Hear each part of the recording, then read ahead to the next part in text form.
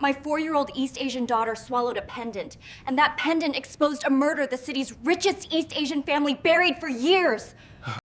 My name is Marcus Hayes. For 8 years, I worked in military intelligence where reading people became second nature. I learned to spot fear, lies, and guilt in the flicker of an eye or a subtle shift in posture.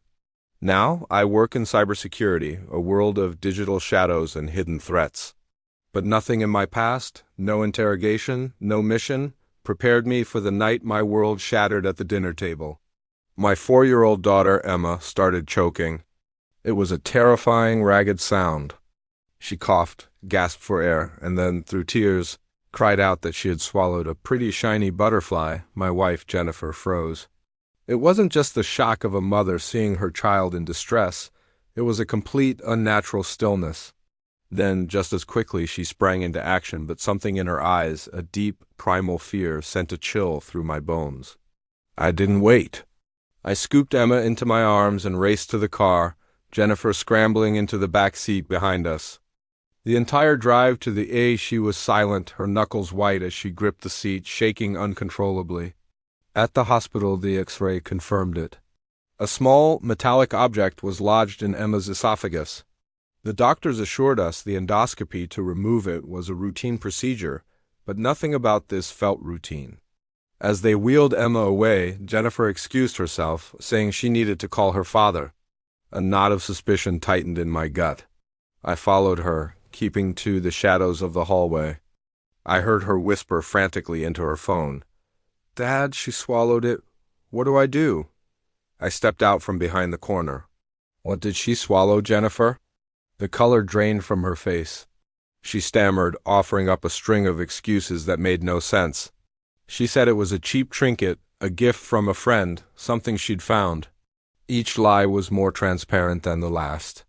Minutes later, we were in the observation room, watching the procedure on a monitor. The tiny camera snaked down Emma's throat, and then it found it. A delicate gold butterfly pendant sparkling under the scope's light. The surgeon, Dr. Moore, let out a soft gasp. His hand froze. "It can't be," he murmured, his voice thick with disbelief. He zoomed in on the back of the pendant. Engraved there were 4 simple words. "To Michelle, forever yours." Dr. Moore's face went pale.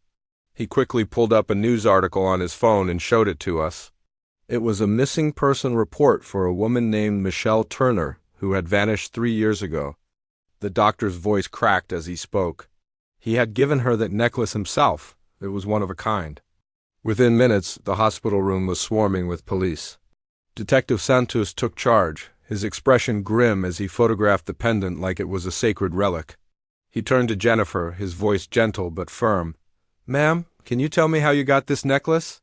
That's when she broke. Sobs racked her body as she confessed.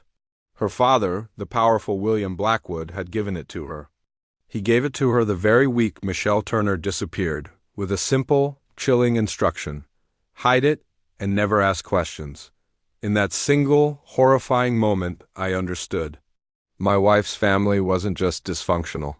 It was a criminal empire, and I was married into it. William Blackwood wasn't just a wealthy businessman.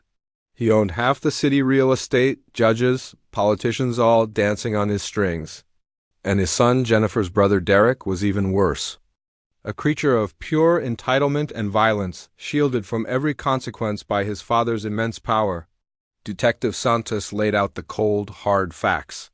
Michelle Turner hadn't just run away. Her car was found abandoned. Her bank accounts were untouched. Her family was still desperately searching for her, clinging to a fading hope. And now, the one unique piece of jewelry she owned had just been pulled from my daughter's throat.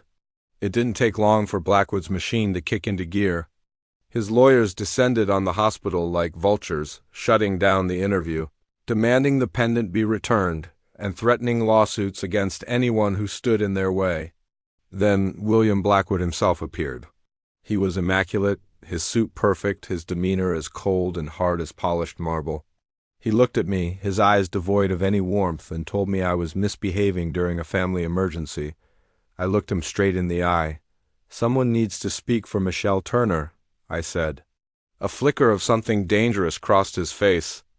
"Be careful, Marcus," he warned, his voice a low growl. You're playing in a game you don't understand, but he was wrong. I did understand. I'd seen men like him before, in war zones and back alleys. They were just warlords in expensive suits. Before I could say another word, they were gone, whisking Jennifer and Emma away behind a wall of lawyers, leaving me alone in the sterile silence of the hospital. Santos pulled me aside. "If we don't act fast," he said, his voice urgent, "this whole thing will disappear. The evidence, the witnesses, everything. William always finds a way to make his problems go away." I looked at him, the rage inside me a cold, hard resolve. "I'm not letting my daughter grow up in the shadow of butchers," I told him. That night, Santos and I met at a dingy, all-night diner. Over cups of burnt coffee, we pieced together the ghost of Michelle Turner's last days. The story was tragically familiar. A controlling boyfriend who happened to be Jennifer's brother Derek, a sudden disappearance. The suspicious accident that had silenced Michelle's best friend a year later. An anonymous tip about her abandoned car.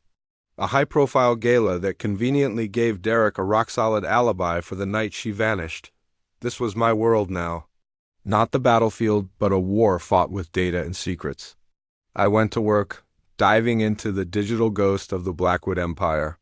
I exploited old server vulnerabilities from a security update my own company had installed years ago. I sifted through cellular data, traced burner phones, and mapped hidden networks. Patterns began to emerge from the noise, and one name kept surfacing. Victor Lane, Blackwood's head of security. An ex-cop with a reputation for loyalty and a penchant for violence. I tracked him down. This wasn't a police interrogation. This was my turf. I cornered him, used every psychological trick I'd ever learned, and broke him down piece by piece. Finally, Lane cracked. The story spilled out, ugly and brutal. Derek, drunk and enraged, had gotten into a fight with Michelle. He'd hit her. She fell, her head striking the corner of a table. She never got up. A panicked Derek called his father. William sent Lane. They cleaned the scene, erasing every trace of what had happened. They weighted Michelle's body and sank it in the deep, cold waters of the lake on the old Blackwood family estate. Lane then dumped her car across town and made the anonymous call to the police to throw them off the trail. Lane's confession wouldn't hold up in court. It was coerced, inadmissible. But it was the truth, and the truth was a weapon. I called my closest friend from my old unit, Ryan. He was a man I trusted with my life. He didn't hesitate. Together, with Santos providing unofficial backup, we went to the Blackwood estate under the cover of darkness. Armed with sonar equipment, we scanned the murky depths of the lake. And then we found it. A heavy, weighted object lying on the lake bed, exactly where Lane said it would be, but we weren't alone. As we prepared to mark the location, the silence of the night was broken by the crunch of boots on gravel.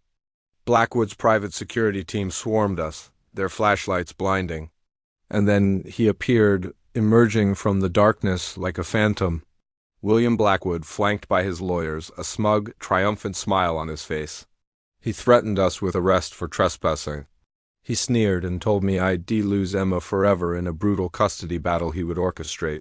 For the first time in years, I felt the pull of real, physical violence. A primal urge to wipe that smirk off his face, but I held it back. I let him think he had won. I let him savor his moment of victory, believing he had once again crushed the problem under his heel. He hadn't. This wasn't the end. It was just the beginning. Thank you for watching.